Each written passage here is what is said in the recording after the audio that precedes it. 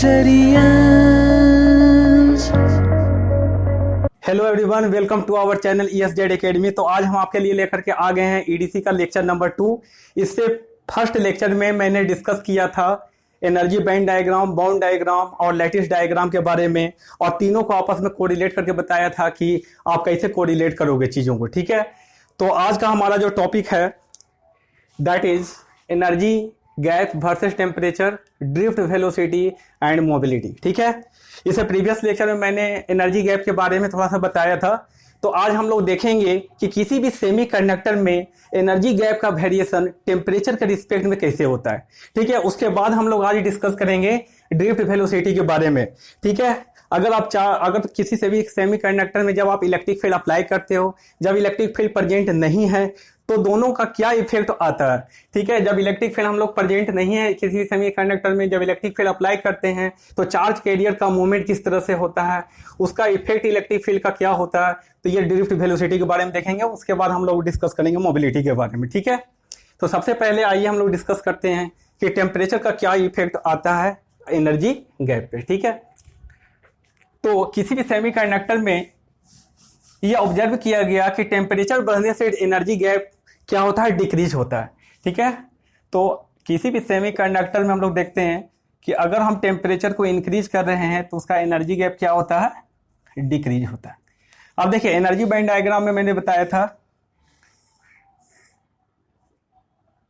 कि ये आपका कंडक्शन बैंड होता है, ये आपका वैलेंस बैंड है, ये होता है EC that is lowest energy level of conduction band, या इसको बोलते हैं बॉटम ऑफ कंडक्शन बैंड। ये क्या होता है, highest energy level of valence band, और इसको हम लोग बोलते हैं top of the valence band. और ये दोनों के बीच का जो गैप होता है this is called energy gap. ठीक है, तो अगर हम लोग टेम्परेचर को इंक्रीज करते हैं तो सेमीकंडक्टर में क्या होता है, एनर्जी गैप क्या होता है, डिक्रीज करता है। ठीक है, तो अगर हम लोग देखेंगे सिलिकॉन में किस तरह से वेरिएशन होता है, सिलिकॉन में अगर हम लोग देखें तो energy gap as a function of temperature कुछ इस तरह से वेरी करता है, 1.21 minus 3.6 into 10 to the power of -4 into T। ठीक है, और ये सारे इलेक्ट्रॉन वोल्ट में आएंगे एनर्जी। मैंने बताया था कि यहाँ पर हम लोग क्या लेते हैं, सारे एनर्जी को हम लोग इलेक्ट्रॉन वोल्ट में लेते हैं। ठीक है, और यहाँ पर क्या है, टेम्परेचर किस में है, टेम्परेचर है इन केल्विन में। केल्विन में तो बहुत बार क्वेश्चन पूछा गया कि आपका रूम टेम्परेचर पे सिलिकॉन या जर्मेनियम में आपका एनर्जी गैप का वैल्यू क्या होगा, और एट एब्सोल्यूट जीरो मतलब जीरो केल्विन पे। ठीक है, तो यहाँ पर दो टेम्परेचर पे हम लोग कैलकुलेट करते हैं। तो अगर आप एट जीरो केल्विन पे आप देखोगे तो जो एनर्जी गैप होता है फॉर सिलिकॉन के लिए, तो वो आपका आ जाएगा, यहाँ पर T का वैल्यू क्या करोगे, पुट करोगे 0 केल्विन, तो आपका आ जाएगा 1.21 इलेक्ट्रॉन वोल्ट। ठीक है, अगर हम टेम्परेचर बढ़ा करके एट 300 केल्विन मतलब रूम टेम्परेचर पर हम लोग देखें तो energy gap at for silicon के लिए क्या होगा, दैट इज थोड़ा सा डिक्रीज कर जाएगा 1.21 से, क्योंकि T का वैल्यू क्या कर रहे हैं, इंक्रीज कर रहे हैं, तो इसका वैल्यू आता है 1.12 इलेक्ट्रॉन वोल्ट। ठीक है, सिमिलरली अगर फॉर जर्मेनियम के लिए अगर आप देखोगे तो जर्मेनियम के लिए जो वेरिएशन होता है एनर्जी गैप का as a function of temperature, वो कुछ इस तरह से होता है, 0.785 minus 2.23 into 10 to the power of -4 T। ठीक है, ये सारे इलेक्ट्रॉन वोल्ट में। ठीक है, तो यहाँ पर भी दो टेम्परेचर पे हम लोग कैलकुलेट करेंगे। तो एट 0 केल्विन पे आपका जो EG का वैल्यू आएगा, ये आपका आ जाएगा 0.785 इलेक्ट्रॉन वोल्ट, और एट 300 केल्विन पे EG का वैल्यू जर्मेनियम के लिए आ जाएगा, इससे कम आएगा, दैट इज 0.72 इलेक्ट्रॉन वोल्ट। तो ये बहुत बार क्वेश्चन पूछे हुए हैं। ठीक है, डिफरेंट TSU एग्जाम में और गेट एग्जाम में पूछे हुए हैं कि आपका एनर्जी गैप एट 0 केल्विन पे और आपका 300 केल्विन पे रूम टेम्परेचर पे उसका वैल्यू क्या होता है। तो ये आपको ध्यान रखना है। ठीक है, उसके बाद सम इंपॉर्टेंट सेमीकंडक्टर होते हैं जिसका एनर्जी गैप आपका रूम टेम्परेचर पे पूछता है। ठीक है, तो यहाँ पर हम लोग डिस्कस करेंगे कुछ इंपॉर्टेंट सेमीकंडक्टर है जिनका रूम टेम्परेचर पे आपको एनर्जी गैप ध्यान में रखना है। ठीक है, एक बार पूछ दिया था आपका कि गैलियम आर्सेनाइड का कितना होता है। ठीक है, तो कुछ इंपॉर्टेंट सेमीकंडक्टर जिसका पूछा जा सकता है उसका हम लोग यहाँ पर लिस्ट बना लेते हैं एक तरह। ठीक है, तो देखिए एट 300 केल्विन पे एक साइड हम लोग लिखते हैं क्या कि आपका किस तरह का सेमीकंडक्टर है, और उसके बाद एक साइड में हम लोग एनर्जी गैप उसका कैलकुलेट करते हैं। ठीक है, तो देखिए यहाँ पर सबसे पहले मैंने किसका लिखा, सिलिकॉन का कितना हुआ 1.21 इलेक्ट्रॉन वोल्ट। जर्मेनियम का ये आपका 0 केल्विन पे आ गया था और ये 300 केल्विन पे कितना आ गया था 1.12 इलेक्ट्रॉन वोल्ट। जर्मेनियम के लिए कितना आया था 0.72 इलेक्ट्रॉन वोल्ट। उसके बाद गैलियम आर्सेनाइड का पूछा था, तो गैलियम आर्सेनाइड का होता है 1.43 इलेक्ट्रॉन वोल्ट। ठीक है, कुछ और इंपॉर्टेंट जो सेमीकंडक्टर उसका मैं यहाँ पर लिस्ट बना देता हूँ। ठीक है, क्योंकि कुछ भी आ सकता है। ठीक है, तो गैलियम फॉस्फाइड का अगर आप देखोगे तो गैलियम फॉस्फाइड का थोड़ा सा ज़्यादा होता है 2.3 इलेक्ट्रॉन वोल्ट। ठीक है, उसके बाद आपका इंडियम फॉस्फाइड का 1.35 इलेक्ट्रॉन वोल्ट। ठीक है, उसके बाद एक और सेमीकंडक्टर होता है, ये सारे कंपाउंड सेमीकंडक्टर है। ठीक है, ये कि दोनों क्या है, सिलिकॉन और जर्मेनियम ये दोनों एलिमेंटल सेमीकंडक्टर होते हैं, एलिमेंटल सेमीकंडक्टर, और ये सारे क्या है कंपाउंड सेमीकंडक्टर। ठीक है, उसके बाद आपका एक होता है आपका इंडियम गैलियम आर्सेनाइड, इसका आ जाता है 0.75 इलेक्ट्रॉन वोल्ट, और गैलियम एल्युमिनियम आर्सेनाइड ये कुछ इंपॉर्टेंट सेमीकंडक्टर, इसका आता है 1.8 इलेक्ट्रॉन वोल्ट। ठीक है, तो इसको आप एक लिस्ट बना लीजिए क्योंकि इसमें से कुछ भी आ सकता है। ये सारे इंपॉर्टेंट सेमीकंडक्टर जिसका रूम टेम्परेचर पे आपका एनर्जी गैप आपको ध्यान में रखना है। ठीक है, उसके बाद हम लोग देखेंगे कि आखिर एनर्जी गैप होता क्या है। तो एनर्जी गैप को अगर आप देखोगे तो बेसिकली जब क्रिस्टल का फॉर्मेशन होता है, तो डिस्क्रीट एनर्जी लेवल, मैंने बताया था कि जब क्रिस्टल का फॉर्मेशन होता है तो डिस्क्रीट एनर्जी लेवल क्या हो जाता है, कोलैप्स हो जाता है। ठीक है, वो डिस्क्रीट एनर्जी लेवल क्या हो जाता है, एक एनर्जी बैंड में कन्वर्ट हो जाता है। ठीक है, तो अब देखिए यहाँ पर एक आइटम था, ये सारे आइटम क्या हो रहे थे, ओवरलैप हो रहे थे।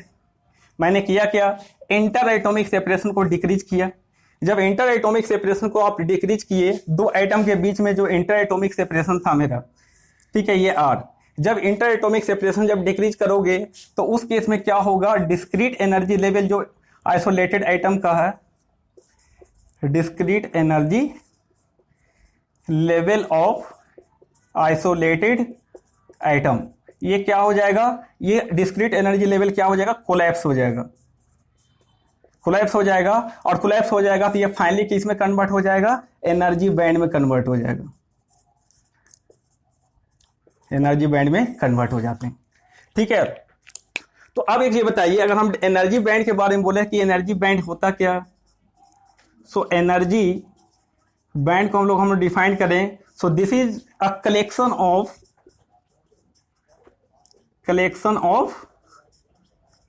Closely spaced discrete energy level होता है। ठीक है, मैथमेटिकली अगर आप देखोगे तो अगर हम लोग देखें कि जो दोनों के बीच में का जो आपका एनर्जी गैप है, ठीक है, वो क्या होता है, बेसिकली कंडक्शन बैंड और वैलेंस बैंड का जो lower energy level of conduction band और highest energy level of valence band, ये दोनों के बीच का गैप होता है। ठीक है, अब हम लोग इससे आगे बढ़ते हुए डिस्कस करते हैं ड्रिफ्ट वेलोसिटी के बारे में। ठीक है, तो ड्रिफ्ट वेलोसिटी को हम लोग आज अच्छे से समझेंगे कि व्हाट इज ड्रिफ्ट वेलोसिटी। ठीक है, अगर आप किसी भी सेमीकंडक्टर में देखो, आजकल लॉकडाउन का टाइम चल रहा है तो आपको दिखता होगा कि आप देखते हो, ये न्यूज में भी दे रहा था कि बहुत सारे जानवर जो है वो जंगल से बाहर निकल आए थे। ठीक है, बहुत सारे एलिफेंट था, टाइगर था जो बाहर निकल आया था। ठीक है, तो अब हम लोग यहाँ पर देखने वाले हैं, थोड़ा सा कोरिलेट करें उस चीजों को। ठीक है, कि आखिर ड्रिफ्ट वेलोसिटी क्या होता है। सपोज दैट आप जा रहे हो, ठीक है, और आपके पीछे कुछ पागल कुत्ते आपके पीछे लग गए। ठीक है, तो आप क्या करोगे, भागोगे, कभी इधर भागोगे, कभी टकराओगे, कभी इधर भागोगे, क्योंकि आपके भय आपको हो जाएगा। ठीक है, तो वही कुछ हाल होता है सेमीकंडक्टर में इलेक्ट्रॉन और होल्स जो चार्ज कैरियर हैं उनके साथ, जब यहाँ पर इलेक्ट्रिक फील्ड प्रेजेंट नहीं है। जब इलेक्ट्रिक फील्ड प्रेजेंट नहीं है तो वो चार्ज कैरियर क्या हो रहे हैं, रैंडमली मूव कर रहे हैं, कुछ इधर टकरा रहा है, कुछ इधर टकरा रहा है, कुछ इधर टकरा रहा है। तो हम लोग बोलेंगे कि यहाँ पर जो आपका इसका नेट वेलोसिटी है, average velocity, that is equal to 0। ठीक है, तो बोल सकते हैं कि इनिशियली जो आपका इलेक्ट्रॉन, फ्री इलेक्ट्रॉन्स जो मूव कर रहे थे, रैंडम डायरेक्शन में मूव कर रहे थे, और उसका नेट वेलोसिटी किसी पार्टिकुलर डायरेक्शन में क्या था, 0 था। ठीक है, अब देखिए तो इनिशियली मान लेते हैं कि ये आपका किसी भी सेमीकंडक्टर क्रिस्टल में इनिशियली क्या था, इलेक्ट्रिक फील्ड क्या था, 0 था। ठीक है, और इसमें मान लेते हैं कि सपोज दैट इसमें n number of free electrons present है। ठीक है, जब n number of free electrons present हैं तो इनिशियली मान लेते हैं कि ईच इलेक्ट्रॉन का जो आपका वेलोसिटी अलग अलग था। ठीक है, तो मान लेते हैं कि u1 क्या था, u1 क्या था, वेलोसिटी ऑफ E1 था। उसी तरह से u2 मान लेते हैं ये क्या था, वेलोसिटी ऑफ E2 था। ठीक है, उसी तरह से क्या हो जाएगा आपका सोन आपका un क्या था, आपका वेलोसिटी ऑफ En था। ठीक है, तो इस तरह से अगर हम लोग इसका वेक्टर सम देखें तो इनिशियल क्या था, average velocity of all the electrons in any particular direction equal to 0। ठीक है, सो क्या हो जाएगा आपका u1 vector plus u2 vector plus u3 vector plus so on plus un vector equal to क्या हो जाएगा, 0 हो जाएगा। ठीक है, इसको मान लेते हैं इक्वेशन नंबर 1। ठीक है, और ये क्या है, इनिशियल वेलोसिटी जो सारे इलेक्ट्रॉन का उसका वेक्टर सम क्या है, 0 है। ये हो गया इक्वेशन नंबर 1। ठीक है, अब हम लोग देखते हैं जब हम उसमें इलेक्ट्रिक फील्ड अप्लाई कर देंगे। ठीक है, इस डायरेक्शन में मैंने क्या किया, इलेक्ट्रिक फील्ड अप्लाई किया। जब इलेक्ट्रिक फील्ड प्रेजेंट नहीं था तो उस केस में क्या था, इसका रैंडम मोशन था, कुछ इधर मूव कर रहा था, कुछ इधर मूव कर रहा था। ठीक है, अब इस रैंडम मोशन को हम लोग क्या यहाँ पे बोलते हैं, this is also called Brownian motion बोलते हैं। ठीक है, अब देखिए जैसे आप इलेक्ट्रिक फील्ड अप्लाई कर दोगे तब क्या होगा, जैसे आप इलेक्ट्रिक फील्ड अप्लाई करोगे तो आपको पता होगा कि किसी भी चार्ज कैरियर पे जो फोर्स लगता है इन इलेक्ट्रिक फील्ड वो क्या होता है, F is equal to Q into E। ठीक है, अब इसमें क्या होगा, अगर Q पॉजिटिव चार्ज है या Q निगेटिव चार्ज है। ठीक है, क्योंकि यहाँ पर सेमीकंडक्टर की बात कर रहे हैं तो सेमीकंडक्टर में 2 तरह का चार्ज कैरियर होगा, क्योंकि सेमीकंडक्टर क्या होता है, एक बाइपोलर एलिमेंट होता है, because the 2 types of charge carrier participate in current conduction, that is free electrons and holes. ठीक है, तो यहाँ पर हम 2 चार्ज कैरियर कर लेंगे, दैट इज फ्री इलेक्ट्रॉन्स और होल्स। ठीक है, तो होल्स पर हम लोग बोले थे कि क्या होता है, पॉजिटिव चार्ज होता है। तो अगर Q पॉजिटिव और Q निगेटिव हो तब क्या होगा, फोर्स का डायरेक्शन क्या होगा बेसिकली। ठीक है, तो अगर Q पॉजिटिव है तो जिधर आपका इलेक्ट्रिक फील्ड है उधर ही आपका क्या होगा, उसमें इलेक्ट्रिक फोर्स होगा। ठीक है, उसी डायरेक्शन में। अगर Q निगेटिव है, Q निगेटिव मतलब इलेक्ट्रॉन की बात करें, तो जिधर आप इलेक्ट्रिक फील्ड अप्लाई किए हो उसके अपोजिट डायरेक्शन में क्या होगा, उसका फोर्स होगा, और जिस डायरेक्शन में फोर्स होगा उसी डायरेक्शन में उसका क्या होगा, ड्रिफ्ट वेलोसिटी होगा। ठीक है, उसी डायरेक्शन में क्या होगा, उसका ड्रिफ्ट वेलोसिटी होगा। तो अगर आप इलेक्ट्रिक फील्ड अप्लाई कर रहे हो फ्रॉम लेफ्ट टू राइट इस डायरेक्शन में, तब क्या होगा, ये सारे इलेक्ट्रॉन पे इलेक्ट्रिक फील्ड के कारण क्या होगा, एक फोर्स एक्सपीरियंस करेगा ये, और ये फोर्स किस डायरेक्शन में एक्सपीरियंस करेगा, जिधर इलेक्ट्रिक फील्ड है उसके अपोजिट में। तो सारे इलेक्ट्रॉन अब क्या होंगे, एक अलाइन हो जाएंगे, उनका एक क्या हो जाएगा, एक फिक्स डायरेक्शन हो जाएगा। ठीक है, तो इस क्या होगा, इलेक्ट्रिक फील्ड के अपोजिट डायरेक्शन में क्या करने लगेंगे, मूव करने लगेंगे। ठीक है, with some velocity, average velocity with some average velocity, and this average velocity is called drift velocity. So drift velocity का अगर हम लोग डिफाइन करें तो कैसे डिफाइन कर सकते हैं, drift velocity is defined as the average velocity with which the charge carrier free electron moves under the influence of electric field. ठीक है, जब हम किसी भी सेमीकंडक्टर में इलेक्ट्रिक फील्ड अप्लाई कर रहे हैं तो उसके कारण जो इलेक्ट्रॉन का मूवमेंट है, नेट मूवमेंट है, that is called average velocity, and this average velocity is called drift velocity. ठीक है, अब यहां पर देखिए इनिशियली जब इलेक्ट्रिक फील्ड प्रेजेंट नहीं था तो नेट ड्रिफ्ट वेलोसिटी क्या था, 0 था। ठीक है, तो अब एक चीज बताइए, हम लोग बोलते हैं कि ड्रिफ्ट प्रोसेस जब भी होगा तो एक इलेक्ट्रिक फील्ड के प्रेजेंट में होगा। ठीक है, इलेक्ट्रिक फील्ड के प्रेजेंस में होगा। क्यों, क्योंकि जब आपका इलेक्ट्रिक फील्ड प्रेजेंस नहीं है तो उसका रैंडम मोशन है, और ये इसका net velocity any particular direction में क्या है, 0 है। जब आप इलेक्ट्रिक फील्ड अप्लाई करोगे तभी उसका एक डायरेक्टर मोशन होगा और तभी उसमें क्या होगा, एक ड्रिफ्ट वेलोसिटी आएगा। ठीक है, तो अब इसका मतलब हम लोग 2 चीज बोलेंगे कि अगर आपका इलेक्ट्रिक फील्ड 0 है, इसका मतलब क्या होगा, उसका ड्रिफ्ट वेलोसिटी क्या होगा, 0 होगा। ठीक है, इसका मतलब ड्रिफ्ट वेलोसिटी कब आएगा, जब आपका इलेक्ट्रिक फील्ड क्या है, नॉन 0 है, तब आएगा क्या, drift velocity not equal to 0। ठीक है, अब देखिए जब आप इलेक्ट्रिक फील्ड अप्लाई करते हो, ठीक है, तो एक फोर्स अप्लाई कर रहा है, तो according to the Newton second law क्योंकि इलेक्ट्रॉन पर भी क्या होगा, एक मास होगा, उसका फिक्स मास होगा, तो उसमें क्या होगा, कुछ एक्सेलेरेशन आएगा, क्योंकि न्यूटन साहब ने क्या बोला था सेकेंड लॉ में कि अगर जब आप फोर्स अप्लाई करते हो किसी भी बॉडी पे एक्सटर्नली, तब क्या होगा, उसमें एक्सेलेरेशन आएगा। ठीक है, so according to Newton's second law,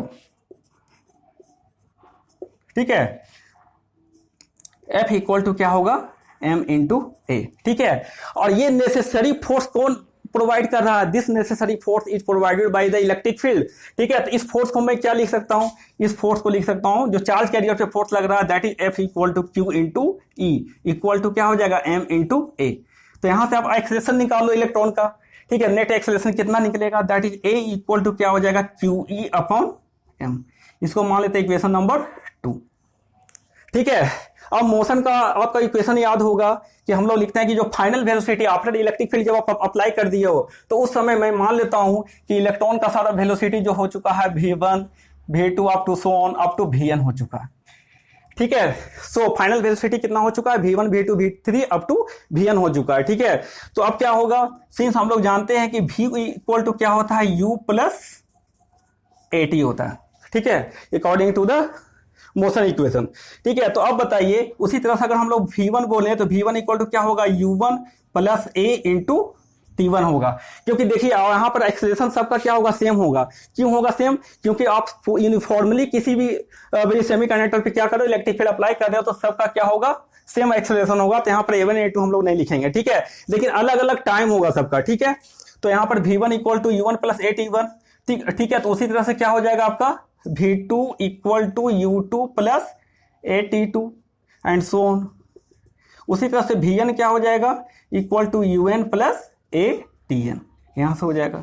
ठीक है, अब हम लोग ड्रिफ्ट वेलोसिटी क्या होता है, this is the average velocity. तो हम पूरा क्या करते हैं, सारे इलेक्ट्रॉन का एवरेज वेलोसिटी निकाल लेते हैं। तो एवरेज वेलोसिटी क्या होगा बताइए, final average velocity equal to क्या होगा, v1 plus v2 plus v3 and so on plus up to vn और डिवाइड बाय क्या होगा, n नंबर ऑफ इलेक्ट्रॉन से। ठीक है, अब ये सबका वैल्यू पुट करो, v1 इक्वल टू क्या होगा, v1 equal to u1 plus at1 और इनिशियल सम क्या है, सबका 0 है। तो यहां पर सारे वैल्यू पुट करते हैं, यहां पर आ जाएगा u1 plus u2 plus u3 up so on plus un, एक साथ में देते हैं, plus a into t1 plus t2 plus up to tn। ठीक है, और डिवाइड बाय क्या हो जाएगा, n, यहाँ भी क्या हो जाएगा, डिवाइड बाय m। ठीक है, अब देखिए यहाँ पर जो आपका एवरेज वेलोसिटी निकला, फाइनल एवरेज वेलोसिटी जो निकला, this is the final average velocity. ठीक है, अब बताइए इनिशियल एवरेज वेलोसिटी क्या था, इनिशियल एवरेज वेलोसिटी की 0 था, ये पूरा टर्म क्या हो जाएगा, 0 हो जाएगा। ठीक है, तो अब यहाँ से क्या आ जाएगा आपका v एवरेज इक्वल टू क्या हो जाएगा, a। अब यहाँ पर ध्यान दीजिएगा, ये t1 plus t2 plus t3 up to tn अब डिवाइड बाय n, ये क्या रिप्रेजेंट करता है, ये रिप्रेजेंट करता है टॉ को। ठीक है, और टॉ को हम यहां पर क्या बोलते हैं, दैट इज रिलैक्सेशन टाइम,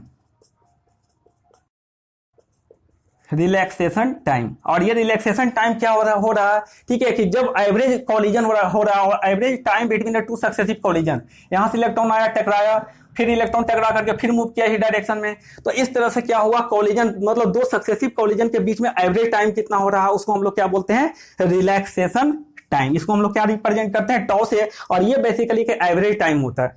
ठीक है, क्योंकि अलग अलग इलेक्ट्रॉन अलग अलग टाइम पे कोलाइड हो रहे हैं। ठीक है, उसका एक एवरेज ले लेते हैं। ठीक है, तो यहाँ भी एवरेज आपका क्या हो गया, भी एवरेज आपको निकल गया यहाँ से कितना, भी एवरेज इक्वल टू ए और इंटू टॉ। इसको मान लेते हैं इक्वेशन नंबर 3।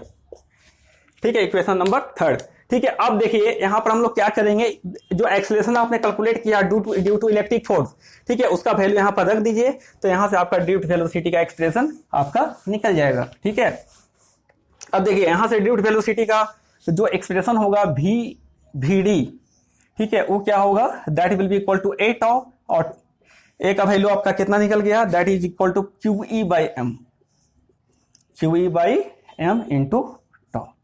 ठीक है, और क्यू हम लोग क्या, अगर इलेक्ट्रॉन की बात करें तो यहां पर क्या पुट कर दोगे, ई पुट कर दोगे, so V equal to E into E upon M into tau. ठीक है, ये आपका आ गया क्या, ड्रिफ्ट वेलोसिटी। अब एक चीज देखिए, यहीं से हम लोग डिफाइन करते हैं मोबिलिटी को। तो यहां पर क्या होगा, ये जो टर्म आपका है ई टॉ अपॉन एम और इनटू ई, इसको एक साथ ले लो, और इस टर्म को बोला गया क्या, दिस इज मोबिलिटी। टर्म को क्या बोला गया, मोबिलिटी बोला गया। ठीक है, और ये मोबिलिटी को भी हम लोग डिस्कस करेंगे डिटेल में। ठीक है, ये लेक्चर काफी लंबी हो जाएगी, इसलिए वहां भी हम लोग यहाँ पे डिस्कस नहीं करेंगे। यहाँ पर केवल आपको ड्रिफ्ट वेलोसिटी के बारे में भी हम लोग यहाँ पर डिस्कस कर रहे हैं। ठीक है, अब बताइए, ये ड्रिफ्ट वेलोसिटी का एक्सप्रेशन आपका आ गया, that is E tau upon M, E tau upon M. ठीक है, तो अब यहां से क्या हो जाएगा, दैट इज आपका जो ड्रिफ्ट वेलोसिटी आया, ये क्या हो गया, that is mu into E, mu into E हो गया। ठीक है, हम लोग जानते हैं कि यहां पर दो तरह का चार्ज कैरियर होगा, फ्री इलेक्ट्रॉन्स और होल्स। तो यहां पर मोबिलिटी भी दो तरह का चार्ज कैरियर का होगा, that is mu N and mu P. This is mobility of free electrons, mobility of holes.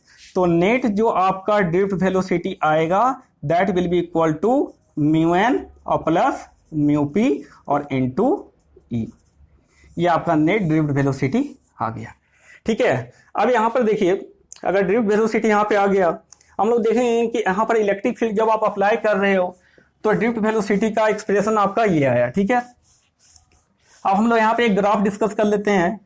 ठीक है, जिसमें हम लोग देखेंगे कि इलेक्ट्रिक फील्ड जब अलग अलग रीजन में आप अप्लाई कर रहे हो तो उसका वेरिएशन कैसे हो रहा है ड्रिफ्ट वेलोसिटी का। ठीक है, ये आपका हो गया, दैट इज वी डी और वर्सेस इलेक्ट्रिक फील्ड। और इलेक्ट्रिक फील्ड हम लोग यहाँ पर ले रहे हैं वोल्ट पर सेंटीमीटर में, क्योंकि आप यहाँ पर ज़्यादा तो बड़ा ले नहीं सकते, मीटर में तो नहीं लेंगे, इसलिए हम सेंटीमीटर में यहाँ पर कंसीडर करते हैं। ठीक है, ये आपका यहाँ से हो गया। तो अब देखिए, यहाँ पर तीन रीजन हम डिफाइन करते हैं। ये आपका रीजन हो गया, this is called 0 to 10 to the power of 3 volt per centimetre and 10 to the power of 4 volt per centimetre. So यहाँ से यहाँ तक जो होता है, this is called low field region. ठीक है, और इसके बीच में जो होता है 10 to the power 3 to 10 to the power 4 volt per centimetre, ये होता है आपका मीडियम फील्ड रीजन।